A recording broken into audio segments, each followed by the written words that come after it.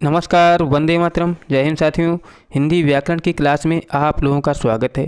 दोस्तों, आज मैं आप लोगों को हिंदी व्याकरण में समास से संबंधित जो भी महत्वपूर्ण क्वेश्चंस एग्जाम में पूछे गए हैं वो सभी क्वेश्चंस मैं इस वीडियो के माध्यम से आप लोगों को कराने जा रहा हूँ। फ्रेंड्स, इसमें ज़्यादा टाइम नहीं लगेगा। आप लोगों से रिक्वेस्ट है कि आप लोग सभी क्वेश्चन देखिए। इसमें मेरा क्वेश्चन नंबर 1 दिया है कि चरण कमल में कौन सा समास है।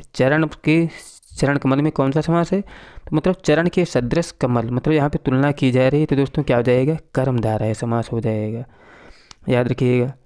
इसके बाद है अगला क्वेश्चन कि चौराहा में कौन सा समास है।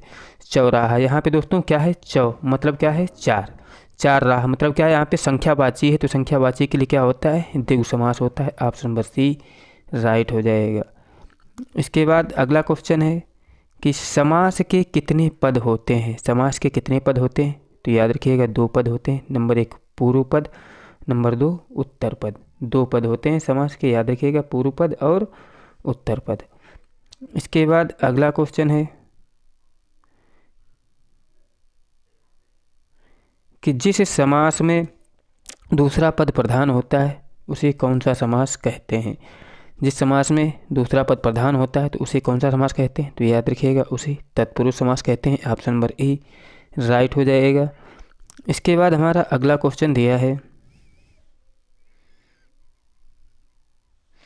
कि जिस समास में दोनों पद प्रधान होते हैं उसे कौन सा समास कहते हैं। जिस समास में दोनों पद प्रधान होते हैं उसे कौन सा समास कहते हैं, तो उसे याद रखिएगा दोस्तों, उसे द्वंद्व समास कहते हैं। ऑप्शन नंबर बी राइट हो जाएगा।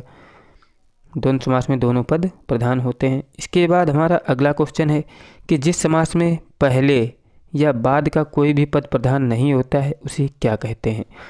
जिस समास में पहले या बाद का कोई भी पद प्रधान नहीं होता है तो उसे हम कहते हैं बहुव्रीहि समास। ऑप्शन नंबर ए राइट हो जाएगा इसका। बहुव्रीहि समास में कोई भी पद प्रधान नहीं होता है। इसके बाद है अगला क्वेश्चन कि जिस समास में अर्थ की दृष्टि से उत्तर पद प्रधान हो और पूर्व पद गौण हो वह कौन सा समास होता है, तो वह समास होता है दोस्तों कौन सा, पूर्व पद क्या है दोस्तों, अर्थ की दृष्टि से उत्तर पद प्रधान और पूर्व पद गौण हो तो उसे क्या कहते हैं, तो उसे कहते हैं दोस्तों अव्ययीभाव समास। मतलब अव्ययीभाव समास क्या दोस्तों, तत्पुरुष समास कहते हैं। ऑप्शन नंबर ए राइट हो जाएगा। इसके बाद हमारा अगला क्वेश्चन है कि जिन समस्त पदों में पहला पद संख्यावाची हो और उसे समुदाय का बोध होता है तो उसे कौन सा समास कहते हैं। तो पहले ही बता चुके हैं कि पहला पद संख्यावाची हो तो उसे कौन सा समास कहते हैं, तो उसे कहते हैं द्विगु समास। ऑप्शन नंबर बी राइट हो जाएगा। इसके बाद है अगला क्वेश्चन कि जिस में पहला शब्द विशेषण हो और दूसरा पद विशेष्य हो तो उसे कौन सा समास कहेंगे। तो पहला शब्द विशेषण और दूसरा विशेष्य हो तो उसको क्या कहेंगे दोस्तों, तो उसको कहेंगे कर्मधारय समास। ऑप्शन नंबर ए राइट हो जाएगा।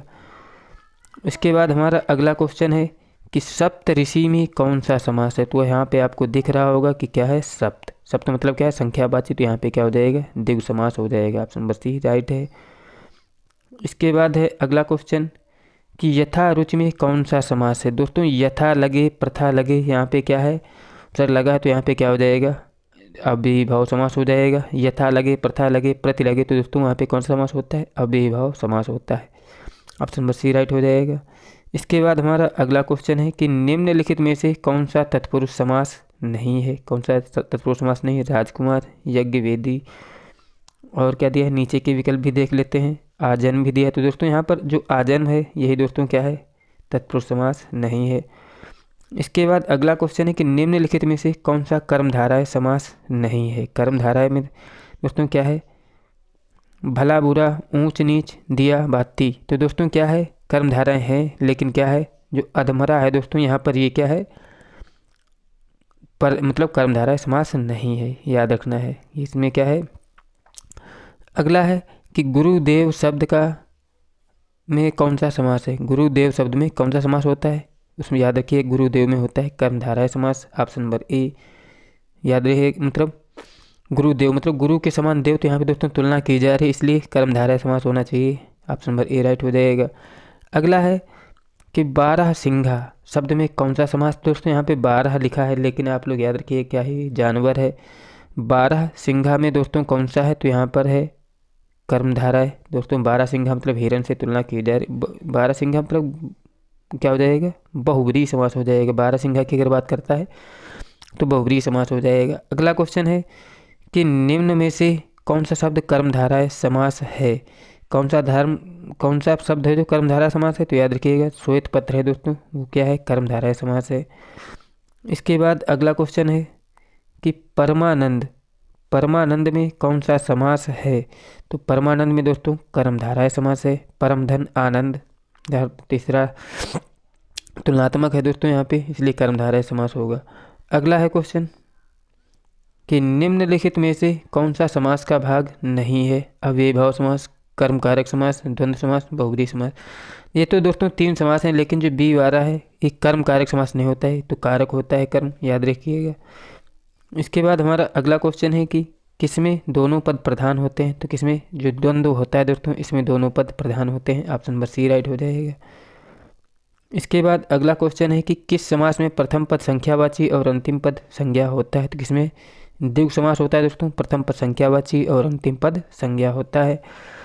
इसके बाद है अगला क्वेश्चन कि महाजन में कौन सा समास है। महाजन में कौन सा समास है, देख लेते हैं। तो महाजन में याद रखिएगा कौन सा है, कर्मधारय समास होता है महाजन में। दोस्तों ये सभी प्रीवियस एग्जाम के क्वेश्चन हैं, इसीलिए मैं आप लोगों के लिए लेकर आया हूँ। अगला क्वेश्चन है कि जिनमें कोई पद प्रधान नहीं होता है, अन्य अर्थ प्रधान होते हैं, वह कौन सा समास होता है। जिसमें कोई पद प्रधान नहीं होता है और अन्य अर्थ प्रकट होते हैं, वहाँ पे दोस्तों क्या होता है, बहुब्रीहि समास होता है। ऑप्शन नंबर ए राइट हो जाएगा। इसके बाद अगला क्वेश्चन है कि जलमग्न शब्द में कौन सा समास है। जलमग्न में कौन सा समास है, दोस्तों याद रखिएगा जलमग्न में होता है तत्पुरुष समास। ऑप्शन नंबर डी राइट हो जाएगा।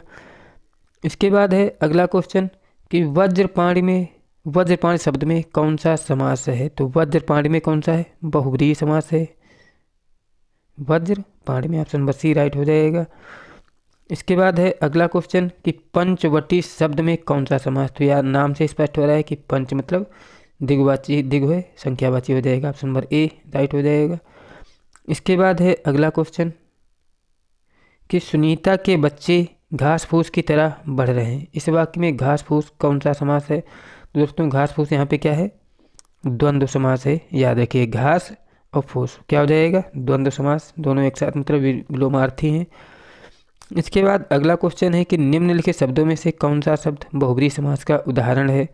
कौन सा है बहुब्रीहि समास का उदाहरण है, दोस्तों जो शूलपाणी है दोस्तों ये क्या है, बहुब्रीहि समास का उदाहरण है यहाँ पे।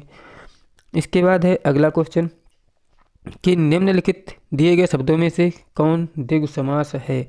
द्विगु मतलब क्या होता है, संख्यावाची। यहाँ पे जो चतुर्भुज है दोस्तों ये क्या है, संख्यावाची, बाद बाकी ये सब अलग अलग दिए हैं। इसके बाद है अगला क्वेश्चन कि प्रतिदिन में कौन सा समास, तो यहाँ पे दोस्तों क्या लगा है, प्रति, तो ये आप देख के बता सकते हो क्या हो जाएगा, अव्ययीभाव समास हो जाएगा। ऑप्शन नंबर डी राइट रहेगा। इसके बाद अगला क्वेश्चन है कि कृष्ण और सुदामा गुरु भाई थे। इस वाक्य में गुरु भाई कौन सा समास है, तो दोस्तों गुरु भाई में कौन सा समास होता है, तो याद रखिएगा गुरु भाई में तत्पुरुष समास होता है। इसके बाद अगला क्वेश्चन है कि यथाशक्ति में कौन सा समास है, तो देखो पहले ही बताया था कि यथा लगा मिल जाए तो क्या हो जाएगा, अव्ययीभाव समास हो जाएगा। इसके बाद है अगला क्वेश्चन कि धनुर्बाण में किस तरह का समास है। दोस्तों यहाँ पे धनुष और बाण दोनों दिया है, इसलिए यहाँ पे क्या हो जाएगा, द्वंद्व समास हो जाएगा। धनुष और बाण दोनों दिए हैं तो क्या हो जाएगा, द्वंद्व समास। इसके बाद अगला है कि शोकाकुल में किस तरह का समास है। शोकाकुल में दोस्तों किस तरह का समास है, तो याद रखिएगा शोकाकुल में तत्पुरुष समास है। इसके बाद हमारा अगला क्वेश्चन है कि अकाल पीड़ित शब्द में कौन सा समास है। अकाल पीड़ित में कौन सा समास है, तो याद रखिएगा तत्पुरुष समास होता है अकाल पीड़ित में। ऑप्शन नंबर सी राइट हो जाएगा। इसके बाद हमारा अगला क्वेश्चन है कि जय और पराजय शब्द में, जय और पराजय में कौन सा समास है, तो याद रखिएगा यहाँ पे द्वंद्व समास होता है। दोस्तों दोनों क्या एक दूसरे के विलोम में दिए होते हैं, तो वहाँ पे क्या होता है, द्वंद्व समास होता है। विलोम शब्द दिए हों तो समझो द्वंद्व समास। अगला है कि पर्णकुटी में कौन सा समास है। पर्णकुटी में दोस्तों क्या होता है, तत्पुरुष समास होता है। इसके बाद अगला क्वेश्चन है कि सिंह द्वार में कौन सा समास है। सिंह द्वार में कौन सा समास है, तो दोस्तों सिंह द्वार में होता है तत्पुरुष समास। ऑप्शन नंबर ए राइट हो जाएगा। इसके बाद है अगला क्वेश्चन कि कोशकार शब्द में कौन सा समास है। कोशकार में याद रखिएगा तत्पुरुष समास होता है, ऑप्शन नंबर ए राइट हो जाएगा। इसके बाद है अगला क्वेश्चन कि यथोचित शब्द में कौन सा समास होगा। यथोचित में कौन सा समास होगा, तो दोस्तों यथोचित में होगा अव्ययीभाव समास, ऑप्शन नंबर डी इसका राइट रहेगा। इसके बाद है अगला क्वेश्चन कि नरभक्षी शब्द में कौन सा समास होगा। तो नरभक्षी में कौन सा होगा, नर को भक्षण करने वाला, तो यहाँ पे दोस्तों क्या हो जाएगा, तत्पुरुष समास हो जाएगा नरभक्षी में।